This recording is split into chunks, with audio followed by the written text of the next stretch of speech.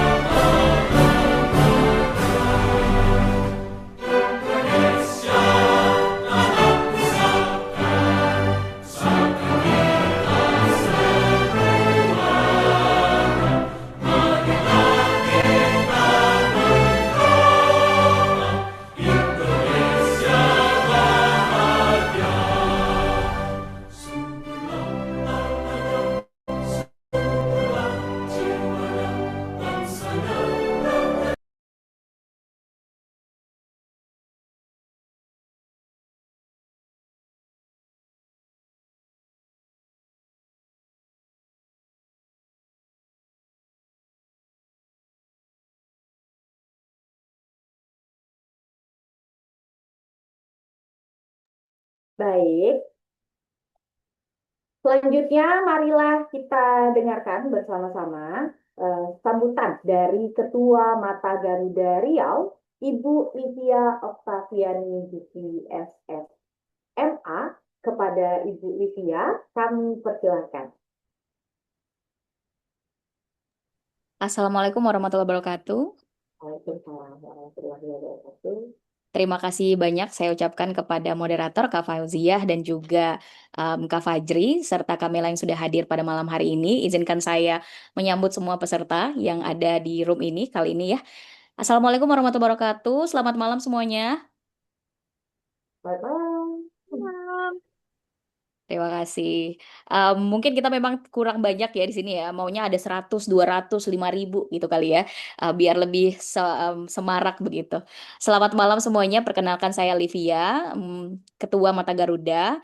Riau 2024 sampai dengan 2026. Terima kasih banyak sudah hadir di sosialisasi LPDP Batch 2 kali ini dan kita juga kedatangan narasumber seperti yang saya bilang di awal ya, yang lulusnya itu 2025 dan juga 2026. Jadi memang ilmu tentang pendaftaran LPDP ini masih fresh sekali di kakak-kakak yang hadir sebagai narasumber hari ini. Dan harapan saya semoga bisa diserap sebanyak mungkin, tanya sebanyak mungkin kakak-kakak ini, kapan lagi ya punya kesempatan seperti ini.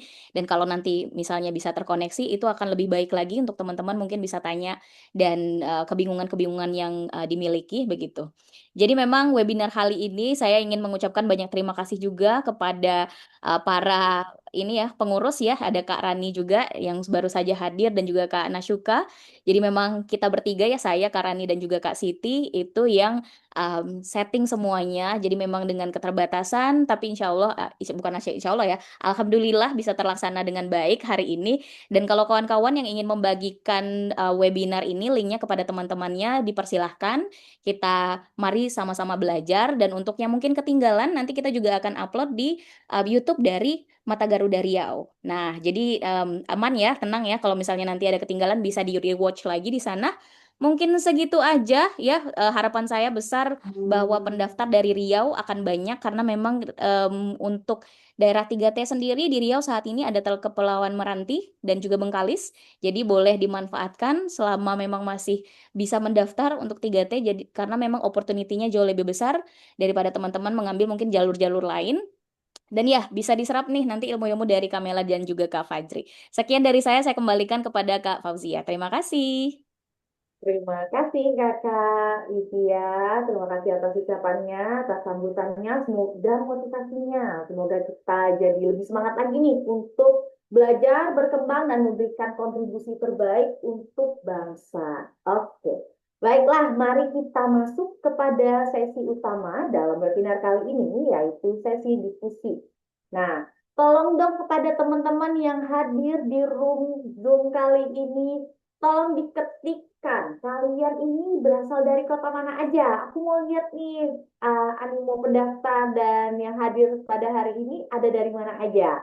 Yuk boleh diketikkan semuanya dan boleh juga berikan reaction untuk menambah semangat webinar kita pada malam hari ini. Oh, ada yang dari Jambi, ada yang dari Akmal Mahmudi dari Bengkalis, ada yang Pekanbaru, ada Jakarta, Padang. Yuk, dari mana lagi? Dari Tembilahan. Wah, aku dari Tembilahan, BTW, Nuraini Ramadhani. Halo, Kakak. Di mana lagi nih? Oke, wah, semangat banget ya. Ternyata ada banyak orang yang ingin mendaftar LPDP dan ingin belajar bareng pada malam hari ini. Semoga saja nanti yang, oh dari Padang, halo kakak dari Padang juga. Nah, semoga aja nanti sesi-sesi diskusi kita akan memberikan manfaat yang banyak. Oke, nah sekarang em, karena animo pendaftar LPDP itu semakin banyak, jadi pendaftaran ini juga persaingannya semakin ketat sehingga yang menjadi pembeda dari kita dan para pendaftar lain adalah esai kita. Nah, gimana caranya? Menuliskan semuanya, apakah semua materi kita tulisin? Apakah semua prestasi kita masukin?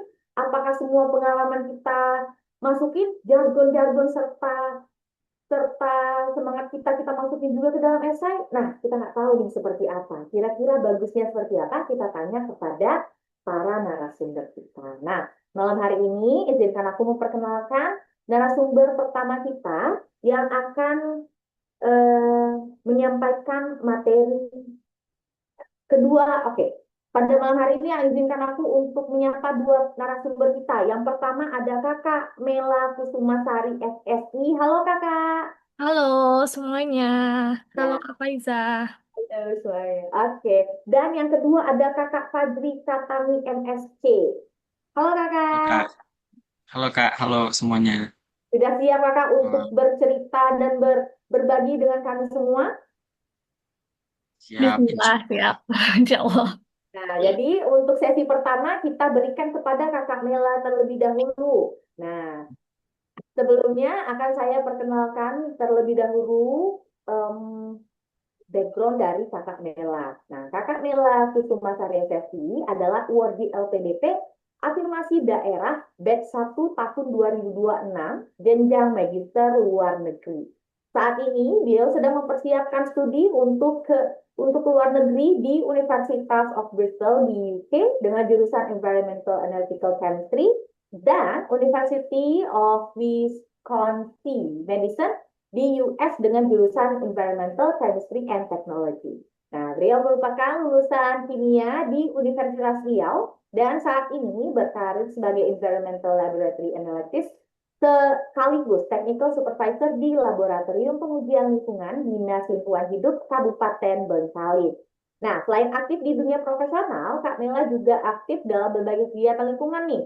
Lingkungan, pendidikan, serta mentorship tutor untuk TOEFL. Jadi, pada sesi pertama ini, dia akan membahas bagaimana membangun fondasi aplikasi LPDP, mulai dari mengenal skema beasiswa, menemukan finding your way, memilih kampus, program studi, hingga menyusun rencana studi yang kuat. Nah, mari kita sambut bersama. Selamat malam Kakak Mela. Siap Kakak? Siap, insya Allah. Oke, silakan waktu dan tempat kami persilahkan. Baik, terima kasih Kak Faiza. Saya izin untuk share screen. Silakan.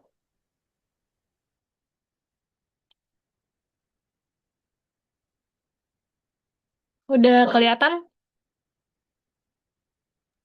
Belum Kakak. Udah start Oke, sharing tapi belum. Oke, sudah. udah kelihatan ya. Sudah, Oke, Kakak.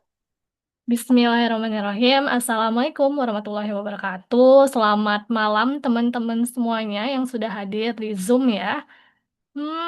Ada 28 partisipan, jadi salam kenal semuanya. Seperti yang tadi sudah di-mention oleh Kak Faiza, nama saya Mela Kusumasari, teman-teman bisa panggil saya Mela. Nah, untuk materi yang pertama, dengan tema webinar kita ini adalah Building an Authentic Personal Narrative, Exclusive Webinar nih harusnya ya, for LPDP Applicants. Oke, yang pertama-tama, teman-teman, ini yang akan kita bahas ya, mengenal skema beasiswa LPDP, kemudian finding your way, menentukan kampus dan program studi, dan menyusun rencana studi yang kuat. Nah, untuk konten yang pertama, terkait dengan mengenal skema beasiswa LPDP, jadi emang ada sedikit perubahan lagi di LPDP Batch 2 tahun ini, teman-teman. Oke, nah di sini ya, ini skema beasiswa LPDP tahun 2026. Nah, jadi sebelumnya itu yang 2025 ke belakang itu dia itu konsepnya adalah education centric. Nah, kalau sekarang itu lebih ke impact driven, sehingga LPDP itu lebih membuat banyak skema lagi untuk pendaftarannya, beasiswanya. Nah, untuk non-degree sebenarnya teman-teman banyak ya LPDP itu bekerja samanya ada sama Kemdikti kemudian Kemendikdasmen, Kemenak. Jadi ada banyak sebenarnya beasiswa dari si LPDP ini. Nah, kalau S1-nya itu ada beasiswa Garuda, kemudian Talenta Indonesia, dan lain-lain. Nah, mungkin karena saya daftarnya itu di beasiswa LPDP bagian STEM Industri Strategis di S2, saya juga mungkin fokusnya lebih ke sana nih, teman-teman, berdasarkan pengalaman saya sendiri ya. Nah, jadi kalau untuk S2, S3, dan dokter spesialis, teman-teman, beasiswanya sekarang dibagi dua ya. Ada yang bagian STEM, dan yang bagian share. Nah, kalau STEM berarti pangan, energi, ini adalah fokusnya. Teman-teman bisa baca di sini. Dan juga ada yang namanya STEM related. Nah, berarti ini nanti jurusannya adalah jurusan-jurusan yang berkaitan dengan STEM juga, yang mendukung industri strategis. Jadi seperti kebijakan publik, hukum, bisnis, dan juga ekonomi. Sedangkan kalau untuk beasiswa yang share, teman-teman, itu yang non-STEM tentunya jurusannya itu bisa di bidang sosial, humanis, art for people, religious studies, dan juga education. Nah, selain beasiswa LPDP STEM dan Share, itu juga ada program universitas unggulan.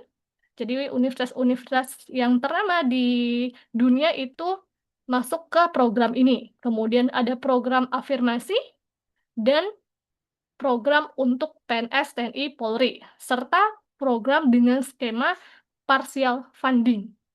Dan juga ada co-funding, joint, double degree, dan akselerasi magister doktor. Nah, jadi sebenarnya ada banyak banget skemanya dari beasiswa LPDP ini. Nah, tergantunglah teman-teman sekarang profilnya bagaimana dan menyesuaikan kira-kira teman-teman itu cocoknya di skema yang mana. Karena ada banyak ya teman-teman ya. Oke, kemudian mungkin bisa juga teman-teman kita fokus di sini. Di sini ada poin-poin ya, bahwasanya LPDP itu mereka memang menyediakan 25% lebih atau sama dengan untuk afirmasi. Nah, jadi kuotanya emang 25% untuk afirmasi. Nah, afirmasi itu ada banyak teman-teman, ada yang difabel, kemudian yang prasejahtera, dan juga daerah 3T, Papua, juara olahraga, kelas dunia. Nah, itu yang termasuk ke dalam afirmasi tersebut. Dan ada kuota 20% juga yang emang disediakan untuk PNS, TNI, dan Polri. Oke, kemudian untuk proporsi PTDN yang dalam negeri dan luar negeri itu adalah 55% dan 45%. Jadi emang banyak yang bagian dalam negerinya. Kemudian proporsi untuk magister dan dokter itu ditargetkan 2:1. Jadi lebih banyak magisternya memang ya teman-teman ya daripada yang doktornya. Nah, kalau untuk target negara, universitas, jurusan, dan kuota itu emang sudah ditetapkan oleh LPDP.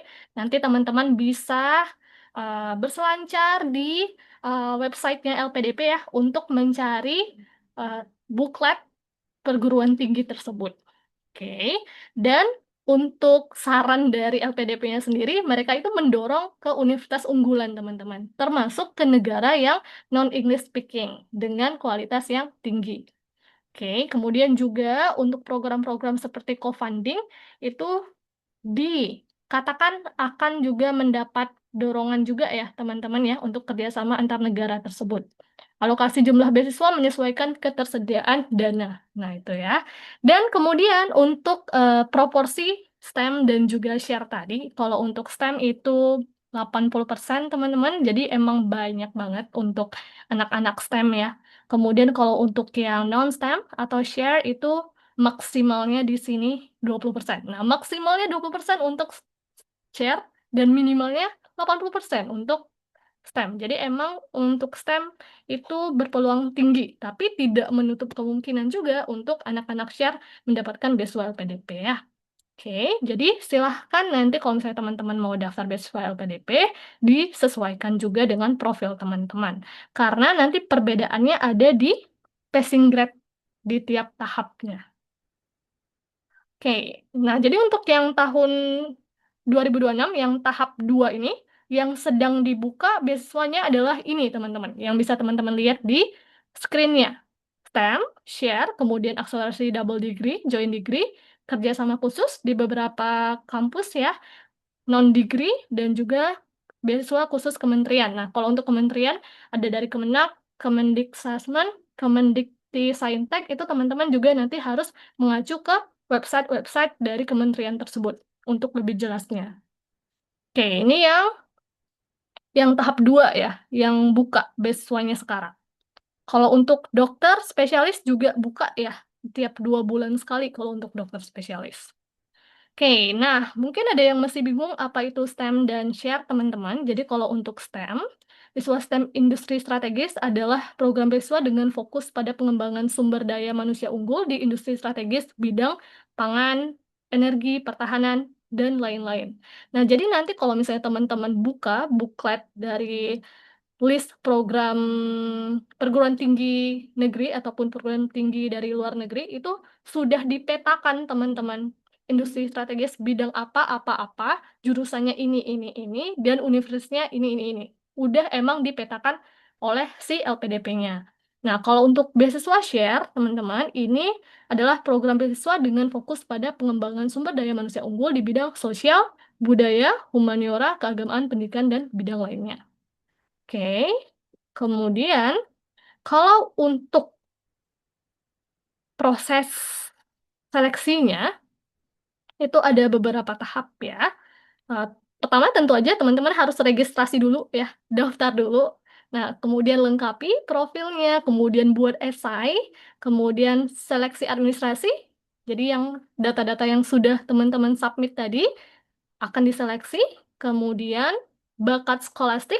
Nah, kalau untuk bakat skolastik itu adalah tes terkait dengan kemampuan logika, penalaran, dan numerik teman-teman. Nah, jadi tesnya itu kalau misalnya teman-teman pernah daftar CPNS, soal-soalnya hampir-hampir kayak gitu mirip, tapi memang tingkat kesulitannya lebih sulit di bakat skolastik dari LPDP ini.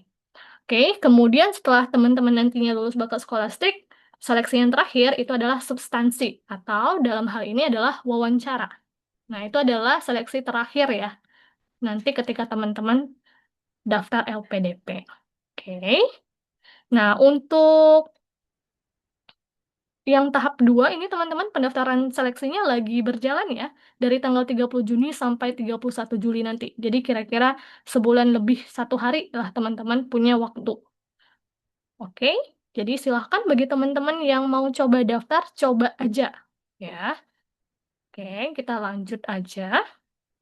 Nah, untuk skema beasiswa LPDP-nya, teman-teman, sebenarnya akan lebih jelas kalau misalnya teman-teman baca di bookletnya. Jadi ini hanya rangkuman sedikit aja ya, teman-teman. Untuk beasiswa STEM dan Share itu ada magister dan doktor yang tadi ya. Kemudian kalau misalnya teman-teman daftar itu tidak memiliki LOA, belum memiliki LOA, itu teman-teman dapat milih 3 program studi di 3 perguruan tinggi juga. Oke, kalau misalnya teman-teman udah ada LOA, berarti ya emang tujuan teman-teman di satu kampus atau satu jurusan tersebut. Nah, kemudian kalau untuk tujuan luar negeri, teman-teman kalau LOA-nya itu wajib yang unconditional ya. Unconditional di sini artinya tidak bersyarat. Jadi tanpa syarat lagi. Jadi udah selesai tuh semua administrasi di kampus tersebut. Oke. Kemudian kalau dalam negeri juga masih unconditional ya. Oke. Nah, ini adalah websitenya LPDP, teman-teman. Teman-teman bisa nanti berkunjung ke sini ya untuk lebih lengkapnya. Kemudian juga ini buku-buku yang emang harus teman-teman baca dengan detail, dengan seksama ketika teman-teman daftar beasiswa LPDP, ada yang untuk STEM dan untuk share. Dan nanti juga ada buku-buku terkait dengan buklet perguruan tingginya. Oke, nah mungkin itu sedikit skema beasiswa LPDP yang batch 2 tahun 2026 ya, teman-teman. Memang ada perubahan ya. Perubahannya itu yang pertama untuk afirmasi, untuk visual afirmasi saat ini itu nggak boleh daftar tanpa adanya sertifikat bahasa untuk yang dalam negeri. Nah, untuk yang luar negeri, ketika teman-teman udah punya LOA, itu tidak perlu lagi submit sertifikat bahasa. Karena untuk tahap ini LPDP itu bersikap bahwasanya kalau udah ada LOA ya berarti udah akan lanjut sekolah aja gitu, nggak perlu untuk cek lagi sertifikat bahasanya. Dan kemudian juga mereka lebih fleksibel lagi terkait dengan sertifikat bahasa di batch ini, di mana itu nggak hanya TOEFL, ITP, kemudian IELTS ya, teman-teman bisa pakai Duolingo juga untuk batch ini, dan juga kalau misalnya teman-teman sebentar. Kalau misalnya teman-teman baca nanti bukletnya, ada banyak banget lembaga-lembaga yang bisa secara resmi mengeluarkan sertifikat yang diakui oleh LPDP. Jadi nggak hanya terbatas di TOEFL, ITP, ITS, dan juga IELTS atau IBT. Oke, nah kemudian kita akan lanjut nih ke Finding Your Way. Nah, ini akan saya bahas berdasarkan pengalaman saya ya, teman-teman ya, untuk menemukan jalanmu sendiri ya. Oke, berarti tentunya teman-teman punya jalan sendiri juga ya, yang harus teman-teman cari nih untuk menemukan, untuk membuat esainya. Nah, yang pertama mungkin temukan motivasi kuat. Nah, dilihat-lihat lagi niatnya ketika mendaftar beasiswa LPDP, dilurus-luruskan lagi niatnya untuk daftar ya, apakah memang ingin berkontribusi dan lain-lain ya. Nah, kalau di saya sendiri teman-teman, untuk esai itu saya ambil isunya dari isu nyata yang saya temukan ketika saya bekerja. Nah, mungkin untuk teman-teman semuanya yang udah bekerja juga bisa ya untuk perhatikan lingkungan teman-teman kira-kira ada nggak nih isu yang bisa diangkat nih. Dan teman-teman sudah berkontribusi untuk isu tersebut dan mencari jalannya kayaknya nggak ketemu nih harus sekolah lagi nih solusinya. Nah, itu bisa ya teman-teman untuk jadi awal esai teman-teman. Nah, kemudian juga peta rencana karir. Jadi, definisikan kontribusi jangka pendek, menengah, dan juga pasca studi. Nanti itu teman-teman juga akan cantumkan di dalam esainya. Kemudian komitmen kembalinya. Jadi, perlu diingat lagi ya, seluruh seleksi itu emang didesain untuk menyaring kontributor bangsa, bukan mencari kerja di luar negeri. Tapi tentu saja tidak menutup kemungkinan bahwasanya kalau bekerja di luar negeri pun akan sangat berkontribusi di negara. Jadi, coba lihat lagi kira-kira mana yang cocok di teman-teman. Oke, kemudian, jadi untuk finding your way ini teman-teman, kalau di saya emang prosesnya agak lama ya. Jadi saya udah kerja sekitar 4 tahun, 5 tahun dulu untuk menemukan isu yang pas nih untuk diangkat di dalam esai. Nah, mungkin kalau untuk teman-teman yang masih mahasiswa, bisa juga dicari dari mungkin dari skripsi teman-teman. Nah, itu juga bisa ya. Oke. Nah, kemudian menentukan kampus dan program studi. Nah, jadi emang kampus dan program studi di beasiswa LPDP itu udah ada bukletnya, teman-teman. Jadi, kalau saya kemarin ceritanya setelah saya menentukan isu masalah yang akan saya angkat, ya. Nah, kemudian saya mencari program studi yang memang berkaitan dengan isu tersebut. Nah, jadi nanti teman-teman ketika lihat bukletnya itu banyak banget ya program studi yang di list beasiswa LPDP. Jadi coba cari jurusan yang mendekati dulu. Setelah teman-teman cari jurusannya, teman-teman harus baca satu persatu silabus dan kurikulum dari program studi tersebut untuk melihat mana nih yang paling cocok dengan profil teman-teman. Jadi emang dibaca satu persatu ya teman-teman, silabus, kemudian kurikulumnya. Nah, kemudian selain silabus dan kurikulum, juga teman-teman perhatikan terkait dengan fasilitas-fasilitas yang disediakan di kampus tujuan studi tersebut. Ya, misalnya kalau di saya karena jurusannya kimia, teman-teman, saya perhatikan juga untuk laboratoriumnya, kemudian topik riset yang sedang dijalankan oleh profesor-profesor di sana, kemudian ada tidaknya kekuatan kolaborasi antara universitas tersebut dengan perusahaan-perusahaan lain. Jadi ada banyak ya yang bisa teman-teman jadikan acuan untuk memilih program studi ataupun perguruan tinggi. Jadi nggak hanya berdasarkan ranking universitas aja, teman-teman.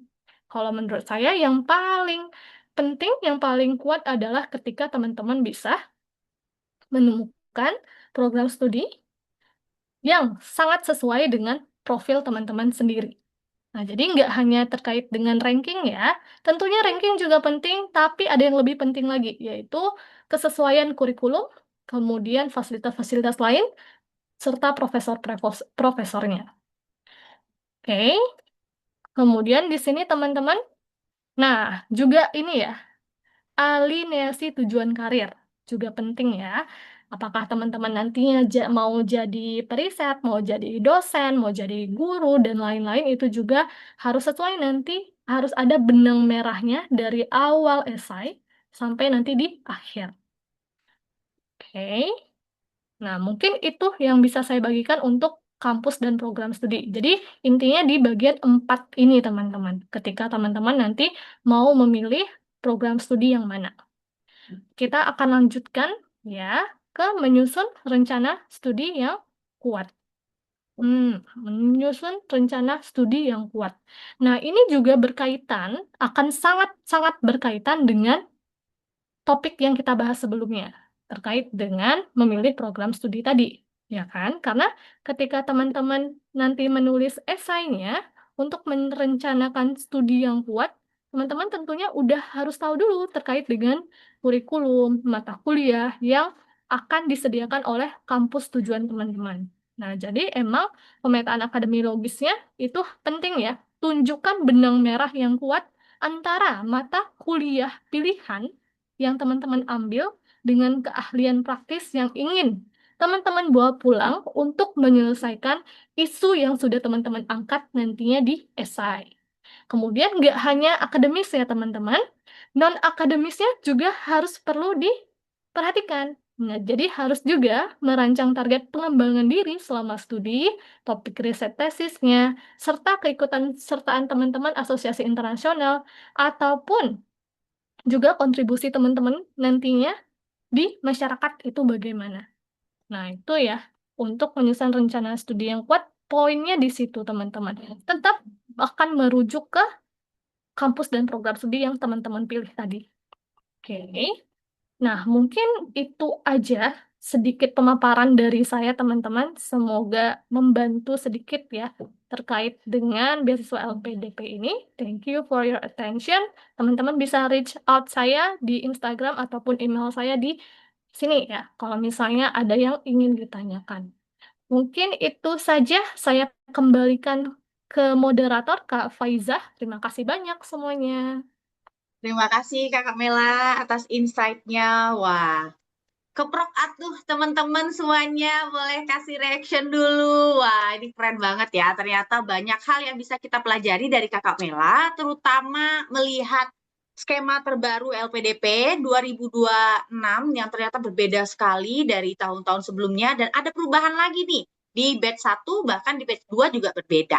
Nah, ternyata untuk menyusun rencana studi, kemudian mengupdate skema pendaftaran LPDP itu penting sekali dan ada tips and trick dari Kakak. Nanti kita akan diskusi bersama bareng-bareng di sesi akhir ya Kakak. Baik, sekarang kita akan lanjut kepada sesi selanjutnya yaitu dari Kakak Fajri Katami. Nah, tadi kita sudah belajar pondasi pendaftaran LPDP. Sekarang substansi yang lebih dalamnya akan kita bahas bareng dengan narasumber kedua kita, yaitu Kakak Fajri Katami. Izinkan saya untuk menyapa Kakak Fajri. Halo Kakak. Halo Kak, selamat malam. Selamat malam. Nah, sekarang saya mau bacain dulu nih CV dari Kakak Fajri. Nah, sebentar. Kakak Fajri sekarang berarti lagi pusing-pusingnya untuk nyusun riset doktoralnya ya? Baik, pada teman-teman yuk kita dengarkan bersama-sama bagaimana CV dari Kakak Fajri. Nah, beliau adalah Kakak Fajri Katami MSc adalah awardee LPDP reguler yang saat ini sedang menempuh program doktor kimia di Universitas Gadjah Mada. Nah, beliau merupakan lulusan sarjana kimia Universitas Riau dan magister kimia Universitas Gadjah Mada. Selain memiliki pengalaman sebagai analisis laboratorium di PT QMB New Energy Materials, Kak Fajri juga aktif sebagai peneliti dengan berbagai publikasi ilmiah dari jurnal nasional sampai internasional.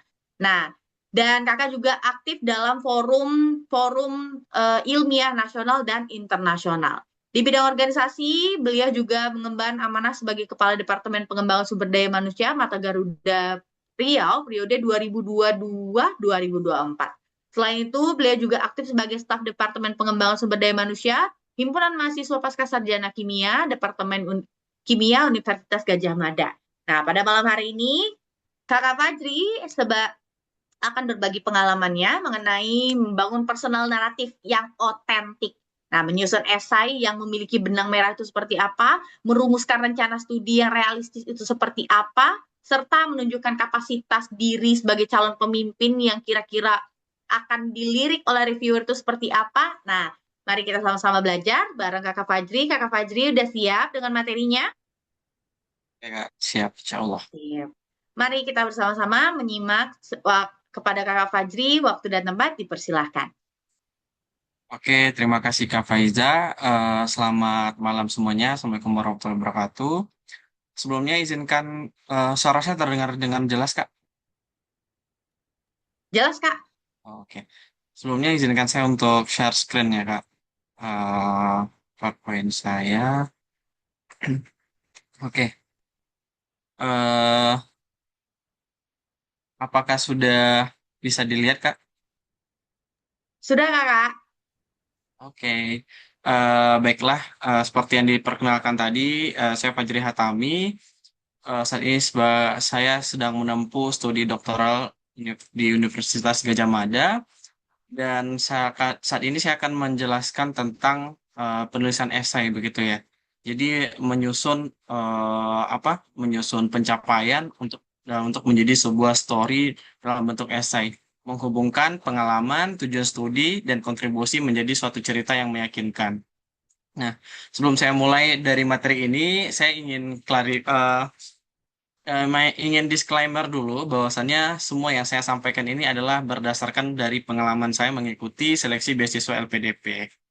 Jadi nanti kalau seandainya yang baik silahkan digunakan dan jika ada yang kurang baik silahkan ditinggalkan begitu. Nah, adapun topik yang akan saya sampaikan pada hari ini itu ada 4. Yang pertama untuk mengubah pengalaman menjadi narasi, dilanjutkan dengan esai dengan benang merah yang kuat, kontribusi dan yang doable dan berdampak, serta tips menulis esai LPDP yang autentik. Nah, berbicara tentang esai, tentu kita juga berbicara tentang apa saja isi-isi yang perlu kita masukkan ke dalam esai tersebut sehingga menjadi sesuatu yang dapat meyakinkan dari interviewer ataupun reviewer dari LPDP itu sendiri. Sehingga pada kesempatan kali ini saya memulai dengan pengalaman dan juga penghargaan-penghargaan yang pernah kita dapatkan ketika kita menjalani studi ataupun di kehidupan masyarakat gitu. Nah, saya yakin teman-teman semua di sini pasti memiliki pengalaman dan juga pencapaiannya masing-masing begitu. Namun, mengapa ada yang berhasil untuk meyakinkan LPDP sementara ada yang belum berhasil begitu? Eh, itu alasannya karena tidak semua orang itu bisa menceritakan bagaimana pengalaman-pengalaman dan juga pencapaian-pencapaiannya dengan baik kepada LPDP begitu. Nah, salah satu cara untuk menyampaikannya itu adalah melalui esai yang kita tulis saat melakukan pendaftaran. Nah, di sini sesuai dengan pandangan saya melihat track record ataupun melihat dari track dari LPDP itu sendiri, sebenarnya LPDP itu tidak hanya melihat pencapaian yang kita miliki, tetapi LPDP juga melihat bagaimana makna, nilai, dan dampak dari setiap pencapaian kita tersebut dapat menjadi suatu kontribusi untuk Indonesia itu sendiri. Oke. Selanjutnya di sini kita mulai dengan bagaimana cara mengubah pengalaman dan juga pencapaian tersebut menjadi sesuatu narasi yang bermakna. Dalam penulisan esai tentu kita harus pandai-pandai menulis suatu narasi sehingga dapat menarik menarik dari interviewer itu sendiri begitu. Nah, sebenarnya untuk achievement itu sendiri sudah ada di penilaian diri ketika kita mendaftar di website LPDP. Jadi, banyak kesalahan-kesalahan dari pelamar LPDP itu adalah mengulang 2 kali begitu. Jadi, dengan artian mereka sudah menulis eh, di website tentang pencapaian dan lain-lain. Kemudian pada saat menulis narasi ataupun menulis esai, mereka juga menuliskannya kembali tanpa mengolah menjadi sesuatu yang lebih bermakna, bernilai, dan berdampak. Sehingga fokus kita adalah kita harus tahu dulu apa saja achievement yang sudah kita dapatkan sebelumnya, kemudian kita hubungkan menjadi suatu narasi begitu. Sebagai contohnya, misalnya teman-teman mungkin pernah berorganisasi, kemudian dari sana kita bisa membuat sebuah narasi di mana dari organisasi tersebut kita bisa belajar mengambil suatu keputusan dan juga memimpin suatu tim sehingga dampaknya kita sudah mampu membentuk jiwa leadership yang baik begitu. Nah, narasi-narasi inilah nantinya yang bisa kita gunakan untuk membangun esai yang baik begitu. Adapun formulasi untuk pembuatan narasi tersebut, jadi memang semua achievement yang kita miliki itu kita kelompokkan, kemudian kita buat menjadi narasi-narasi yang nantinya kita hubungkan satu persatu sehingga membentuk esai yang lebih komplit begitu.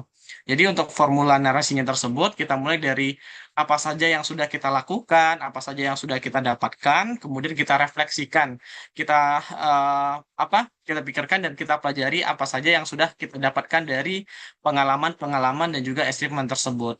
Kemudian dari refleksi tersebut kita lanjutkan dengan value-nya. Jadi bagaimana nilai dan kemampuan apa yang terbentuk setelah kita melewati semua pengalaman-pengalaman tersebut. Sehingga nantinya di ujungnya kita bisa memperlihatkan dampak apa yang kita hasilkan dari pengalaman-pengalaman tersebut. Oke, sebagai contohnya di sini saya mengambil suatu pengalaman pekerjaan saya di mana di sini saya ingin menceritakan bagaimana kita mengubah pengalaman tersebut menjadi narasi yang meyakinkan begitu. Nah, sebagai satu contohnya adalah saya sempat bekerja sebagai analis di laboratorium PT KMB New Energy Material, di mana PT tersebut membahas tentang energi baterai begitu ya. Nah, di sini di dalam esai saya menarasikan tersebut menjadi sesuatu yang bernilai begitu. Nah, di sini untuk paragraf pertama saya menuliskan apa yang saya lakukan di sana. Di mana di sana itu saya memiliki pengalaman yaitu menjadi seorang bekerja di laboratorium industri, tepatnya satu perusahaan pengolahan nikel yang memperkuat kompetensi praktikal saya di bidang kimia. Jadi saya jelaskan dulu kalau saya bekerja di sana itu dapat memperkuat kompetensi praktikal saya. Kemudian apa saja sih yang saya pelajari di sana? Jadi saya menjelaskan di sana apa saja tanggung jawab saya, kemudian apa saja yang saya lakukan dan apa saja pengalaman baru yang saya dapatkan ketika saya bekerja di sana begitu. Bahkan saya merasa saya di sini saya memperlihatkan apa saja yang saya dapatkan dan saya lanjutkan dengan nilai yang terbentuk setelah saya melakukan tanggung jawab tersebut. Dan nilai yang terbentuk di situ saya tampilkan di mana pengalaman itu memberikan saya bekal konkret dalam memahami penerapan ilmu kimia di industri dan juga di laboratorium yang kelaknya akan sangat berguna ketika saya melakukan penelitian dan mengajar mahasiswa. Dalam hal ini, saya membawakan diri ketika pengalaman-pengalaman di pekerjaan tersebut saya bawa ke penelitian saya ketika saya akan melanjutkan studi S3 nantinya begitu. Kemudian dampaknya apa? Di sini dampaknya adalah dengan saya belajar di industri tersebut, saya dapat mentransfer pengalaman praktikal ini dalam bentuk pembelajaran yang aplikatif ketika nanti saya mewujudkan cita-cita saya di mana di sana itu saya menuliskan sebagai seorang dosen begitu. Nah, begitulah bagaimana caranya kita mentransfer suatu pencapaian ataupun pengalaman menjadi suatu kalimat esai yang memiliki narasi begitu, yang memperlihatkan nilai dan juga dampak yang diberikan. Kemudian dilanjutkan dengan memilah-milah begitu ya. Jadi benar ya yang disampaikan oleh Kamela tadi bahwasannya tidak semua yang kita miliki tersebut, pengalaman-pengalaman yang kita miliki tersebut tidak semuanya harus diceritakan dan dimasukkan ke dalam esai. Karena memang pada saat submit dari penilaian diri kita sudah menulis semuanya begitu, mulai dari pengalaman organisasi, seminar, penelitian dan lain-lain itu sudah ada tersendiri di website. Jadi ketika kita menulis esai kita perlu memilah mana saja yang kira-kira relevan untuk mendukung rencana kontribusi kita ke depannya dan juga rencana studi kita begitu. Nah, di sini saya mencoba untuk melihat dulu semua pencapaian, kemudian saya pilih kira-kira mana saja sih yang sesuai dan itulah yang nantinya akan saya ceritakan. Nanti saya pilih mulai dari seperti pengalaman organisasi, karena ini ada hubungannya dengan kepemimpinan, kemudian dengan penelitian, karena berhubungan saya melanjutkan studi S3, tentunya pengalaman penelitian ini juga sangat penting, karena memang LPDP dan interviewer tersebut pasti melihat sebagai sejauh mana saya sudah bergulat di bidang yang saya tekuni begitu. Kemudian pengalaman industri ini juga bisa membantu ketika menulis esai untuk meyakinkan interviewer begitu. Dan juga seminar serta asisten praktikum juga bisa dimasukkan begitu. Jadi memang perlu dipilah-pilah untuk melihat fokus kita. Sehingga nantinya didapatkanlah benang merah di mana kita dapat pengalaman yang dipilih tersebut saling terhubung dan menguatkan cerita tentang siapa kita dan tujuan kita serta kontribusi yang akan kita lakukan ke depannya begitu. Sehingga nanti didapatkanlah essay LPDP yang lebih meyakinkan. Selanjutnya di sini karena kebetulan saya di STEM gitu ya. Jadi fokusan saya itu adalah di bidang kesehatan. Nah, untuk penulisan essay sendiri kita perlu merajut benang merah pengalaman yang tadi sudah kita pilah-pilah menjadi suatu yang lebih meyakinkan begitu. Nah, di sini eh, adanya alur yang terhubung dari masalah menjadi suatu kontribusi. Dalam penulisan essay tersebut, seperti yang Kak Mela bilang tadi ya, tentu kita harus melihat bagaimana apa saja permasalahan-permasalahan yang terjadi di sekitar kita. Nah, di sini sebagai seorang peneliti di bidang kimia organik, khususnya penemuan obat, saya masih melihat permasalahan terhadap diabetes, di mana diabetes tersebut masih menjadi komplikasi yang serius serta beban kesehatan global. Dan ini juga saya ceritakan untuk data-data yang ada begitu, mulai dari permasalahan di sekitar kita, mungkin banyak orang tua kita ataupun saudara-saudara kita yang mengidap diabetes tersebut. Kemudian saya memperlihatkan juga data-data dari data kesehatan dunia, bagaimana bahayanya diabetes tersebut. Kemudian saya lanjutkan dengan pengalaman riset saya, di mana pada saat riset S2 saya sudah membahas bagaimana mendesain suatu senyawa obat untuk anti diabetes tersebut, sehingga nantinya bisa meyakinkan bahwasannya saya bisa membuat merancang suatu obat untuk diabetes itu sendiri. Setelah itu saya lanjutkan dengan rencana studi di mana kita juga perlu melihat seperti yang Kak Mela tadi sampaikan bahwasannya kita perlu melihat bagaimana pemilihan dari kampus yang ingin kita tuju gitu. Dan untuk rencana studi tersebut dengan melanjutkan S3 saya berpikiran untuk memperdalam lagi dan mendesain bagaimana pengembangan senyawa anti diabetes tersebut sehingga menghasilkan suatu kandidat obat terhadap diabetes tersebut. Kemudian kita juga perlu melihat bagaimana promotor dan juga kampus yang akan kita tuju. Kebetulan karena saya sudah melakukan studi di Universitas Gadjah Mada dan saya melihat bahwasannya di sini itu memiliki fasilitas-fasilitas yang mendukung dari penelitian saya. Jadi saya menceritakan bagaimana kampus ini dapat membantu studi saya hingga saya dapat menyelesaikan penelitian saya dengan baik begitu. Selain itu saya juga menceritakan bagaimana calon promotor saya, sepak terjangnya di dalam penelitian yang akan saya lakukan. Selanjutnya saya juga eh, menyampaikan bagaimana pengalaman-pengalaman tadi yang sudah dipilah-pilah, yang sudah ada hubungannya untuk mencapai dari rencana pasca studi saya. Kebetulan di sini saya mencontohkan pada diri saya sendiri, saya sebagai sudah menjadi seorang dosen, jadi saya menyampaikan apa-apa saja pengalaman-pengalaman pendukung saya sehingga saya bisa menjadi seorang dosen menjadi seorang dosen di setelah studi begitu. Jadi memang di sini saya menulis benang merahnya bukan berarti saya highlight ya begitu. Jadi benang merah di sini bukan berarti semua pengalaman itu berada pada bidang yang sama, tetapi setiap pengalaman tersebut memberikan kompetensi yang saling melengkapi untuk mencapai tujuan yang sama. Nah, untuk kata-kata ini akan saya jelaskan di sini. Mungkin bagi teman-teman yang memahami kimia ataupun di bidang industri begitu ya. Jadi itu pengalaman kerja saya ini, saya akan menceritakan bagaimana saya menarik benang merah dari pengalaman yang sudah saya lewati begitu terhadap kontribusi saya ke depannya. Memang untuk pengalaman kerja saya itu bekerja sebagai seorang staf analis di laboratorium industri, di mana di industri tersebut kita banyak melakukan eh, pengujian-pengujian terhadap material yang anorganik, yang material yang menghasilkan energi begitu ya. Sedangkan untuk kontribusi saya sendiri, saya inginnya menjadi dosen untuk penemuan obat-obatan begitu. Mungkin secara tidak kasat mata itu sangat berbeda ya antara pekerjaan dan juga rencana riset saya.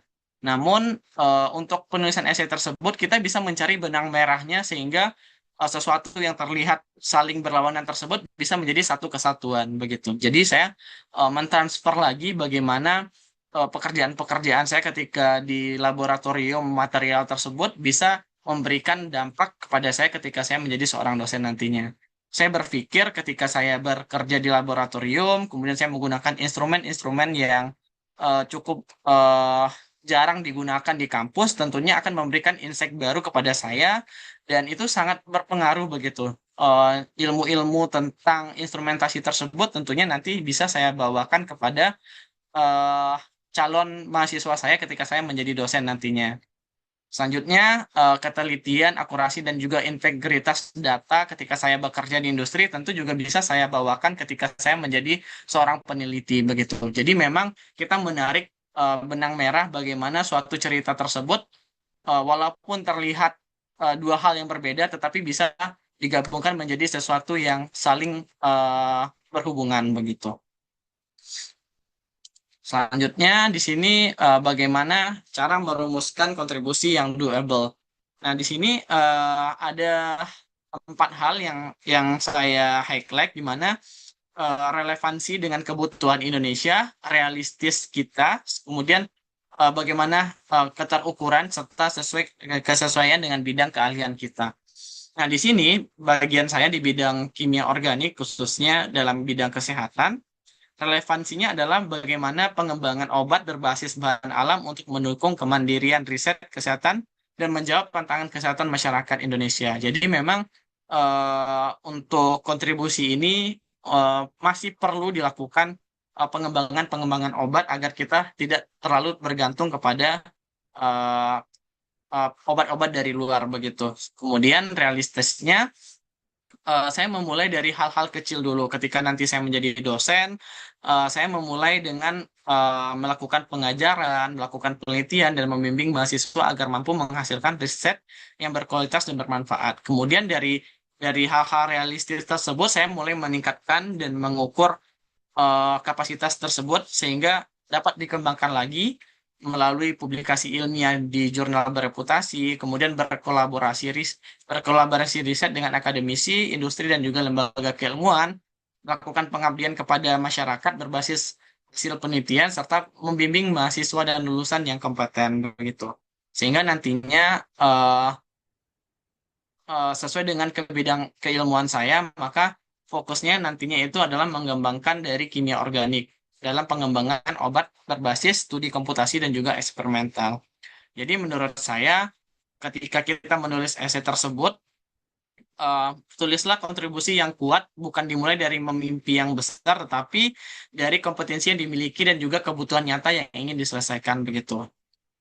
Selanjutnya, untuk tips dari menulis esai sendiri yang otentik, menurut saya, banyak dari aplikan LPDP tersebut seperti yang saya sampaikan sebelumnya itu hanya menulis seperti CV begitu. Jadi banyak yang menulis kemudian tidak menceritakan apa yang sudah ia lewati. Jadi jangan melakukan hal tersebut. Kemudian juga banyak yang memasukkan semua prestasinya sehingga bingung dan tidak mendapatkan benang merah dari pengalaman-pengalaman tersebut. Kemudian membuat kontribusi yang muluk-muluk begitu. Yang muluk-muluk di sini maksudnya seperti ingin langsung memajukan Indonesia dan segala macamnya, itu sangat kurang bagus begitu. Kemudian menulis cerita yang bukan milik dirinya sendiri begitu. Jadi mengada-ngada itu jangan gitu.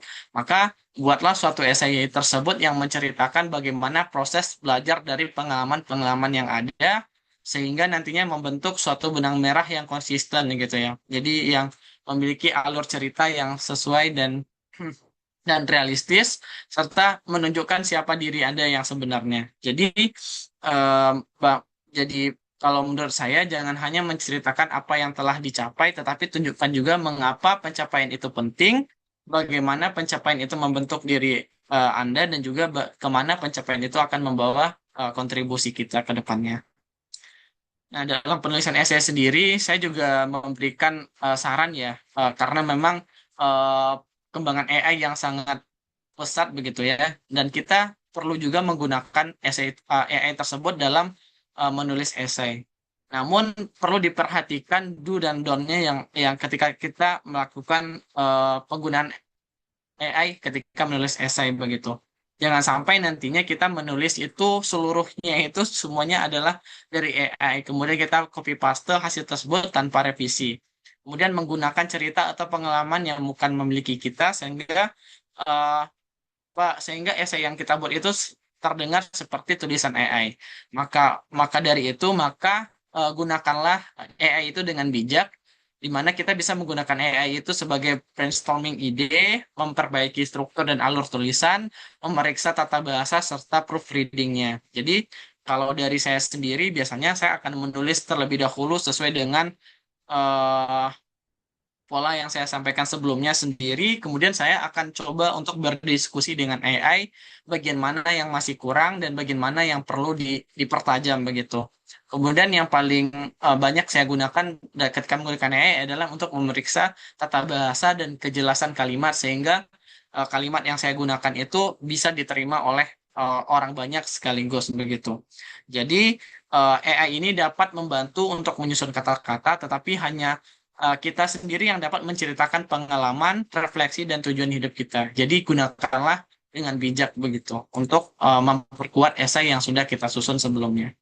Mungkin itu saja yang dapat saya sampaikan. Mungkin lebih banyaknya nanti bisa berdiskusi begitu ya. Mungkin hanya itu. Terima kasih. Saya kembalikan kepada Kak Faiza. Terima kasih Kakak Fajri atas pemaparan materinya yang begitu daging ya. Jadi kalau teman-teman mau memberikan apresiasi silakan keprok dulu. Nah, lanjut.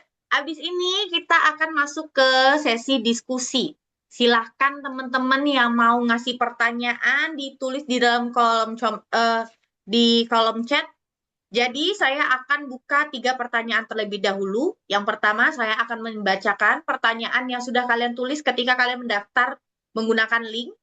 Yang kedua saya akan membaca 1 pertanyaan yang ada di dalam kolom chat. Yang ketiga saya akan mempersilahkan 1 orang untuk bertanya langsung. Nah, silahkan yang mau bertanya langsung di raise hand dulu saya lihat. Silahkan raise hand teman-teman. Ada yang mau bertanya? Raise hand-nya teman-teman. Mana ini?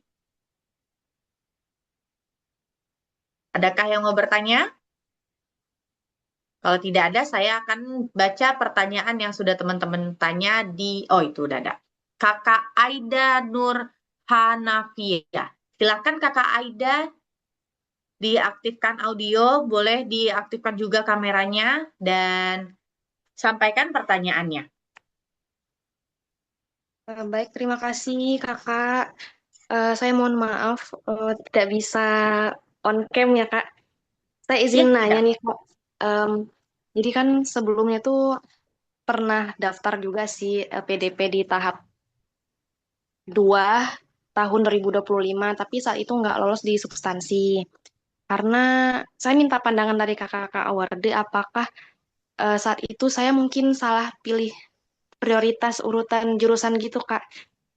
Kan saya kan lulusan psikologi, jadi sebenarnya itu punya minat ke jurusan psikologi UGM sama ilmu keluarga dan perkembangan anak gitu kan. Karena saya punya pengalaman sebagai guru TK. Sebenarnya kan masuk-masuk aja Kak untuk ke IPB maupun UGM gitu. Tapi saat itu saya urutkan IPB duluan, baru UGM, baru UNAIR gitu. Nah, ada nggak sih tips dari kakak-kakak mungkin atau pandangan dari kakak-kakak Awardi terkait pemilihan jurusan yang tepat seperti apa ya?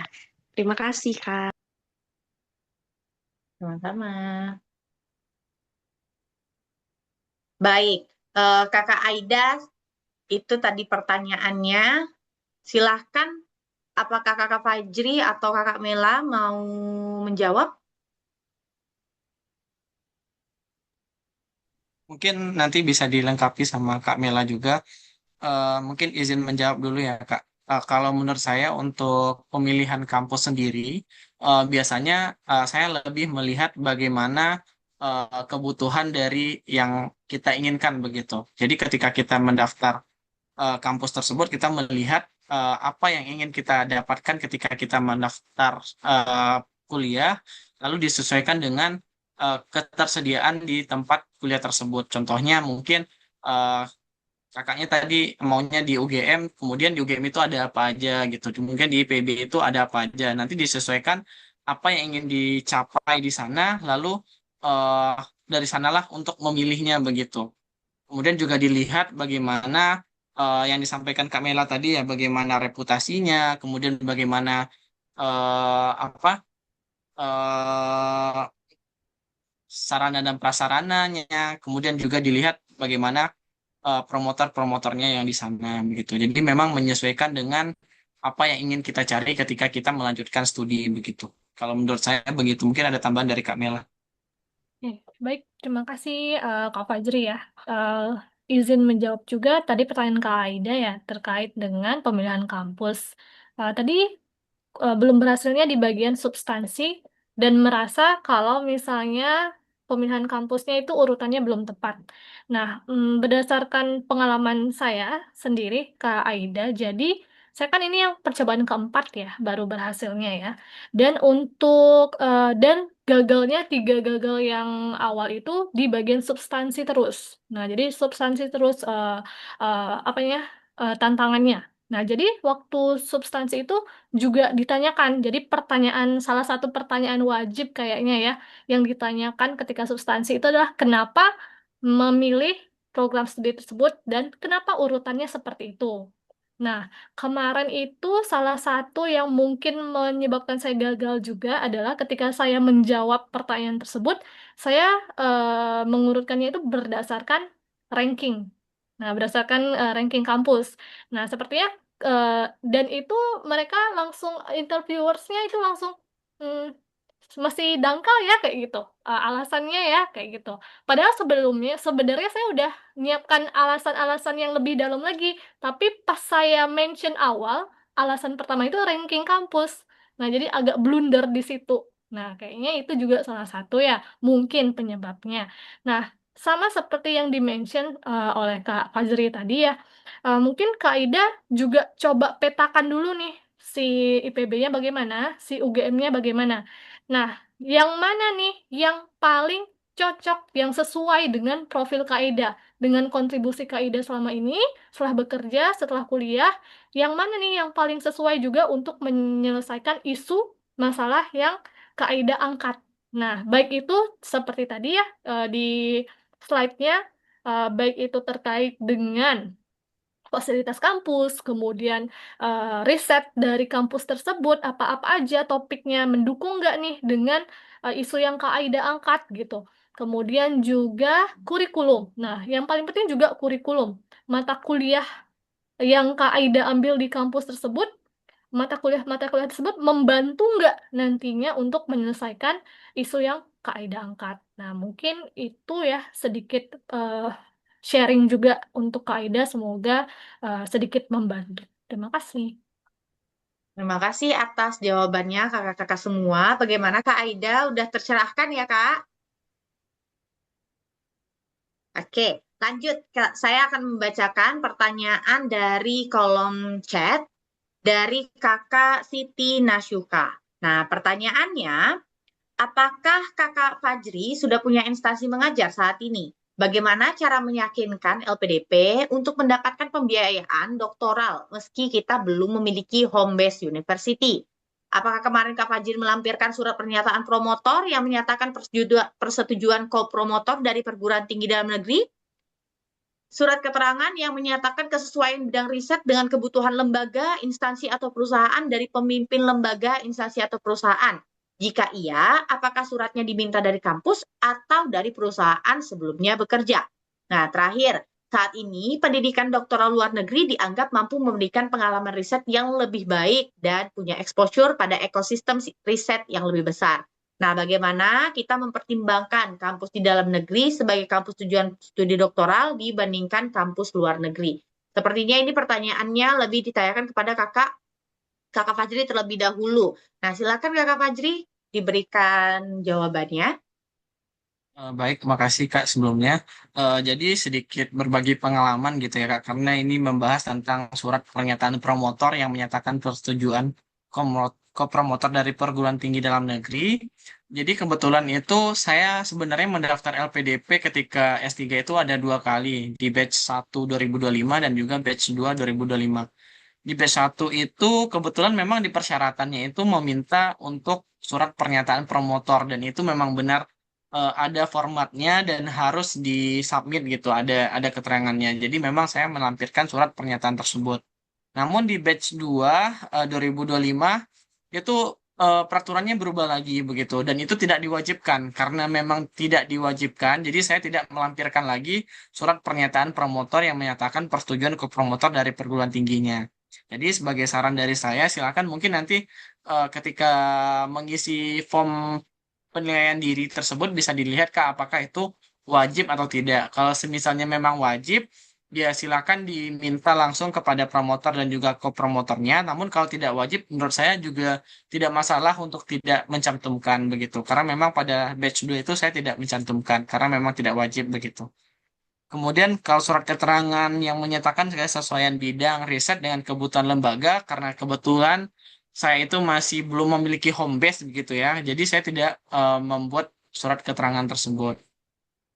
Selanjutnya, untuk pendidikan doktoral luar negeri itu kan dianggap memberikan pengalaman riset yang baik dan juga exposure pada ekosistem riset yang lebih besar begitu. Bagaimana mempertimbangkan kampus dalam negeri sebagai kampus tujuan studi. Nah, kalau dari saya pribadi adalah saya menguatkannya tersebut berdasarkan dari rencana riset dan juga rencana kontribusi saya ke depannya. Jadi memang rencana riset saya itu berhubungan dengan pengembangan dari sintesis senyawa organik.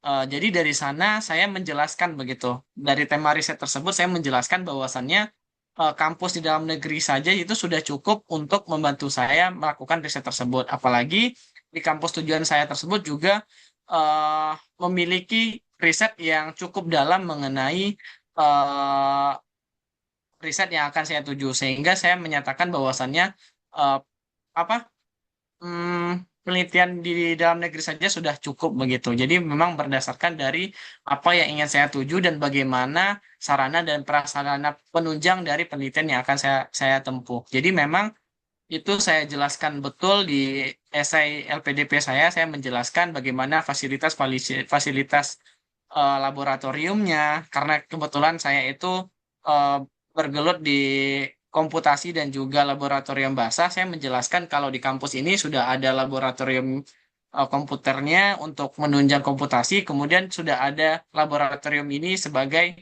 penunjang di sintesisnya. Jadi memang saya ceritakan begitu Kak untuk kebutuhan-kebutuhan saya ketika saya melakukan penelitian nantinya begitu.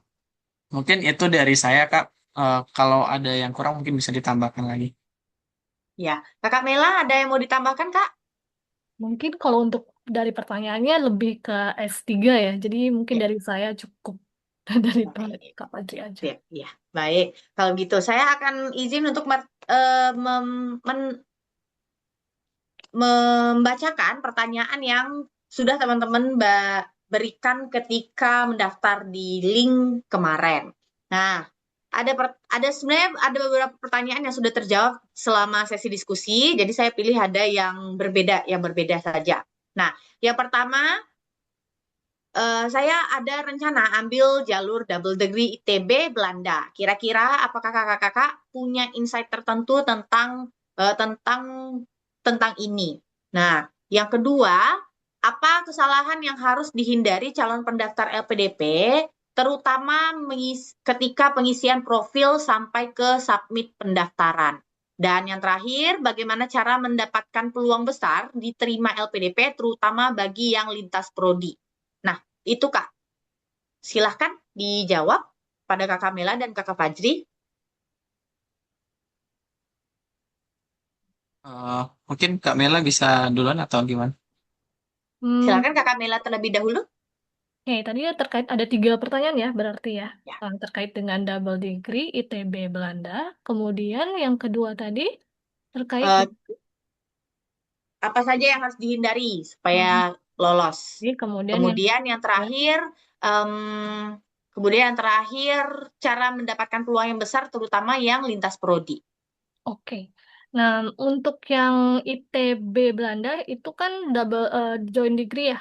Nah, eh, mohon maaf karena saya kurang pengalaman ya di pendaftaran tersebut. Selama ini dari awal itu saya daftarnya emang di STEM mulu, di yang reguler mulu teman-teman. Jadi mohon maaf saya kurang pengalaman terkait dengan pertanyaan nomor satu. Jadi mungkin saya bisa lanjutkan ke nomor dua terkait dengan apa aja yang perlu dihindari nih dalam mengisi profil ataupun esainya ya. Nah, mungkin yang perlu dihindari itu sebenarnya sudah dimention juga di slide-slide sebelumnya baik dari Kak Fajri ataupun dari slide yang pertama tadi teman-teman.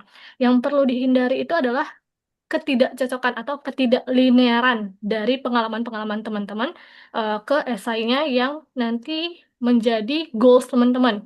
Nah, jadi emang seperti yang udah dimention Kak Fajri tadi teman-teman, kalau bisa semua pengalaman yang teman-teman masukkan ke dalam profil, ke dalam esai teman-teman itu adalah pengalaman yang emang memiliki benang merahnya. Jadi emang dari awal sampai akhir itu emang ada benang merahnya. Nah, mungkin itu yang bisa jadi acuan ketika teman-teman mengisi profil dan juga esai. Baik itu mengisi kekurangan kelemahan, sekarang juga ada ya kelebihan dan kelemahan lagi ya. Kalau di kemarin di batch saya itu udah nggak ada. Nah, sekarang muncul lagi.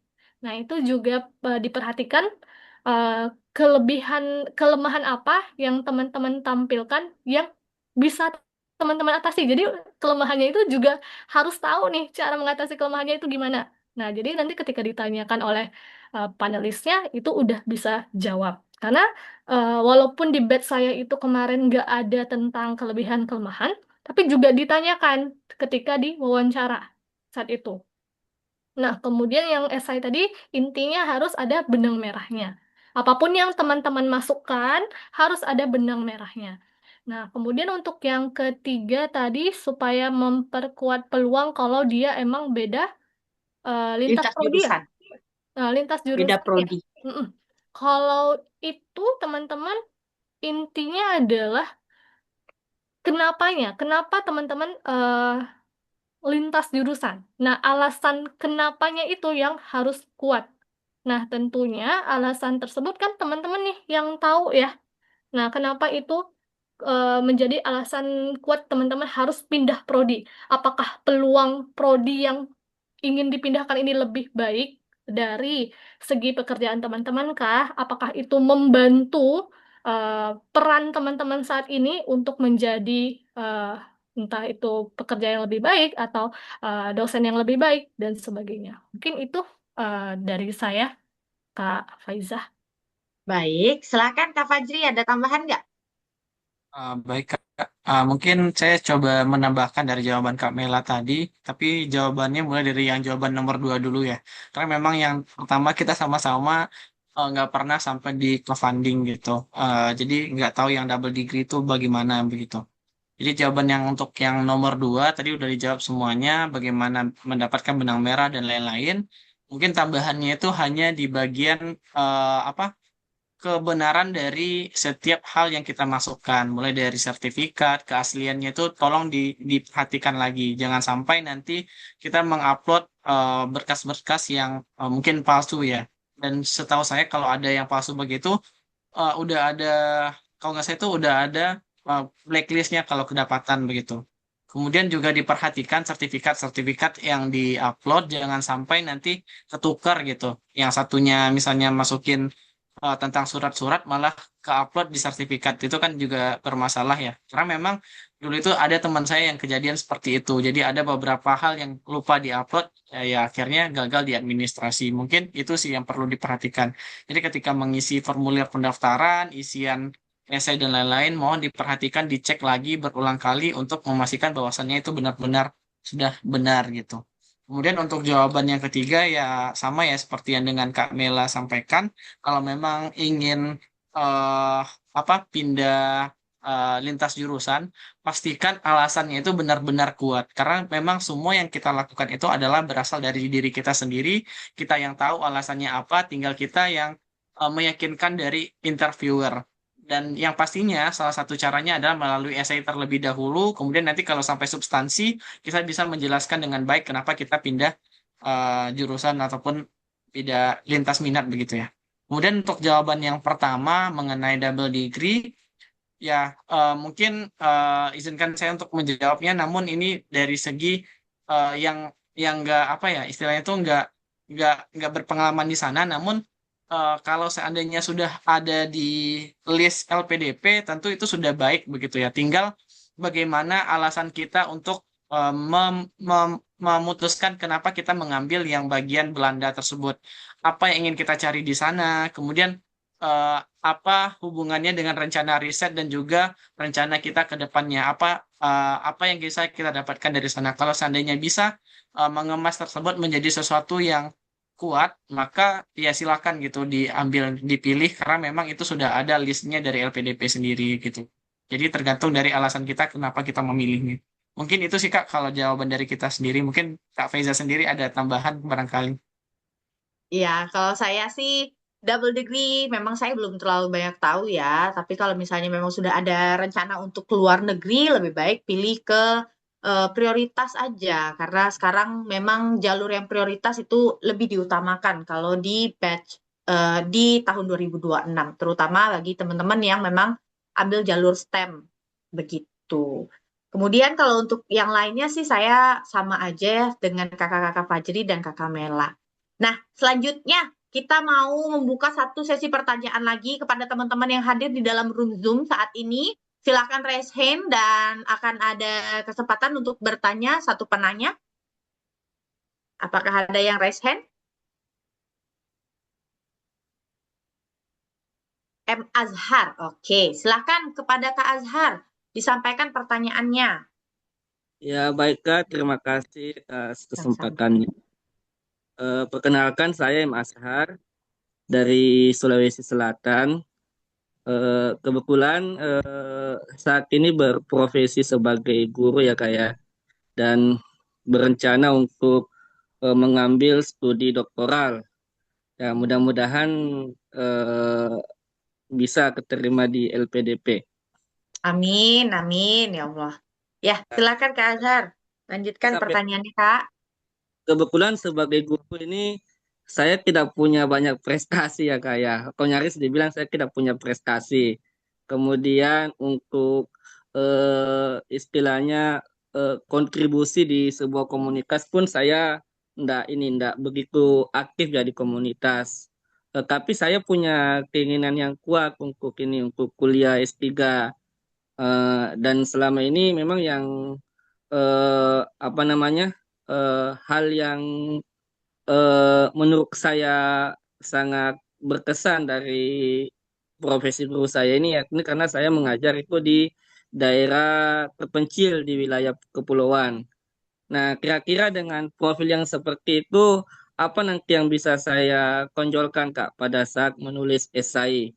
Nah, itu yang pertama. Terus boleh ya Kak Faisa yang ke ini lebih dari Ya, satu pertanyaan. satu lagi Bang Azhar. Terus yang kedua itu terkait wawancara nantinya Kak. Kira-kira ada tidak tips dari Kak Fajri, Kak Mela, kira-kira bagaimana caranya kita ketika nanti menghadapi sesi wawancara? Ya, biar tidak nervous atau mungkin pada saat ditanya tiba-tiba blank di kepala kita tuh gimana triknya ya Kak? Saya kira itu Kak, makasih. Ya, siap. Makasih Bang Azhar. Silakan kepada Kakak Fajri dan Kakak Mela jawabannya. Mungkin dari saya dulu ya Kak. Kalau menurut saya sih terkait pencapaian dan juga pengalaman itu kan setiap orang memiliki pencapaiannya masing-masing begitu dan pengalamannya masing-masing, dan menurut saya itu pengalaman dari Mas Azhar sendiri yang bekerja sebagai seorang guru di daerah terpencil juga suatu pencapaian yang sangat besar gitu, karena nggak nggak banyak loh orang-orang yang mau bekerja seperti itu. Nah, sekarang bagaimana caranya Mas Azhar sendiri untuk mengemas sehingga cerita tersebut bisa meyakinkan interviewer bahwasannya Mas Azhar itu memiliki komitmen yang kuat untuk melanjutkan studi.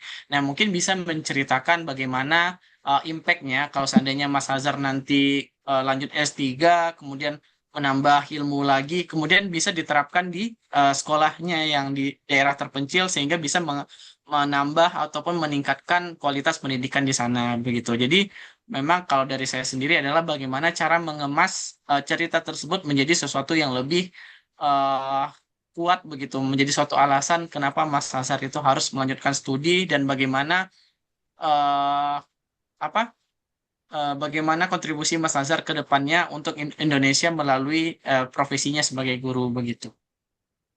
Kemudian kalau untuk tips wawancara, kalau saya pribadi biasanya yang saya lakukan itu ada beberapa hal. Yang pertama, saya sering ikut dalam latihan interviewer, baik itu sebagai pendengar ataupun sebagai yang diinterview begitu. Kemudian saya juga menuliskan kira-kira daftar pertanyaannya itu apa saja. Kemudian saya coba untuk menjawabnya sendiri terlebih dahulu.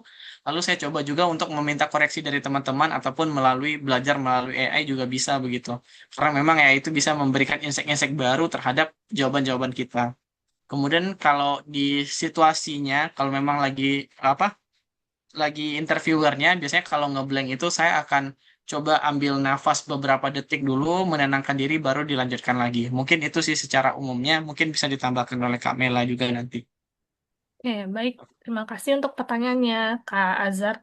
Mungkin perlu diapresiasi juga ya. Tadi seperti yang di-mention Kak Fajri juga, Kak Azhar ngajar di daerah yang terpencil.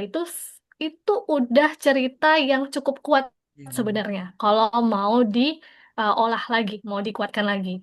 Nah, jadi mungkin bisa mulai dari situ, Kak Azhar. Kemudian kalau misalnya untuk S3, saya yakin kayaknya S3 mungkin di daerah Kak Azhar itu yang gelar doktoral juga masih sedikit.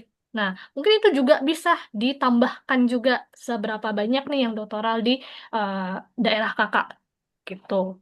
Nah, kenapa harus kakak kejar doktoralnya? Nah, apa nih yang akan nanti dikontribusikan ke daerah tersebut? Balik lagi.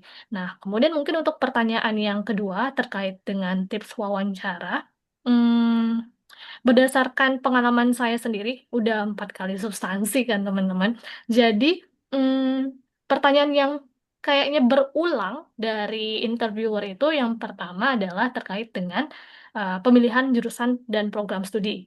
Nah, kenapa milih jurusan dan program studi tersebut? Kenapa urutannya seperti itu? Nah, itu pertanyaan wajib di setiap saya substansi itu yang ditanyakan. Jadi, seperti tips yang sebelumnya ya terkait dengan kenapa itu urutannya seperti itu, teman-teman harus punya alasan. Kedua, yang pertanyaan yang sering berulang itu adalah selain di akademik, kontribusi teman-teman untuk sosial itu bagaimana? Ada nggak ikut organisasi, ikut pokoknya pemberdayaan capacity building lah, selain akademik, itu juga akan ditanyakan. Kemudian yang berulang lagi adalah terkait dengan leadership. Nah, jadi dari organisasi yang teman-teman ikuti, itu pernah nggak jadi ketua? Memang nggak, misalnya nggak harus ketua umum, apakah ketua suatu project gitu, itu juga bisa diceritakan. Nah, kemarin saya setiap substansi pertanyaan yang berulang itu seperti 3 tadi. Nah, selebihnya itu adalah, jadi interviewer itu teman-teman, pertanyaannya juga tergantung jawaban dari teman-teman ya.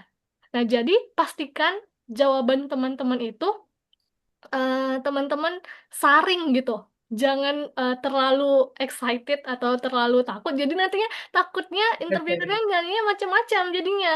Nah, jadi perlu juga untuk di-set jawabannya. Ya, maksudnya disaring ya. Mana nih yang aku bisa jawab kalau pertanyaannya itu dielaborasi lagi sama interviewernya. Nah, itu harus, karena yang bawa jalannya wawancara sebenarnya kan kita gitu. Karena kan kita yang ditanyakan kan. Jadi teman-teman juga harus perhatikan itu. Jawabannya itu harus, kalau dielaborasi pertanyaannya, teman-teman juga harus bisa jawab gitu.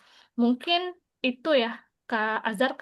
Dan biar nggak gugup gimana, itu juga mungkin H-1 interview, kalau dari saya sendiri itu emang udah harus dipersiapkan, maksudnya jangan terlalu overwhelm lagi. Udah mulai harus istirahat gitu, tidurnya cukup, jadi stamina fisik itu juga penting ya untuk menjaga maksimal nanti ketika di wawancara, tidurnya cukup, terus makannya dijaga juga gitu biar nggak mengganggu lah nanti ketika wawancara. Begitu ya. Mungkin semoga membantu Kak Azhar. Terima kasih. Mantap sekali Saya pertanyaannya. Mantap sekali izin Kak, jawabannya. Iya, Kak Fajri? izin Kak menambahkan lagi karena berhubung ini mau daftarnya tuh S3 gitu ya. Tadi terlupa mungkin yang perlu diperhatikan juga proposal penelitiannya. Karena memang kalau yang sudah saya ikuti kemarin waktu S2 kemudian S3 itu perbedaannya juga di sana. Mungkin waktu S2 itu masih banyak yang ditanya tentang apa achievement-achievementnya apa aja, tuh kemudian apa yang dikerjakan itu masih banyak. Namun pada saat S3 itu yang paling banyak ditanya itu adalah rencana studinya, proposalnya. Jadi benar-benar dimatangkan gitu apa saja yang akan dilakukan ketika penelitian nanti begitu. Jadi benar-benar disusunlah proposal yang berdampak begitu. Itu sih Kak tambahannya. Ya, benar sekali ya. Terima kasih Kakak Fajri dan Kakak Mela. Izin menambahkan sedikit.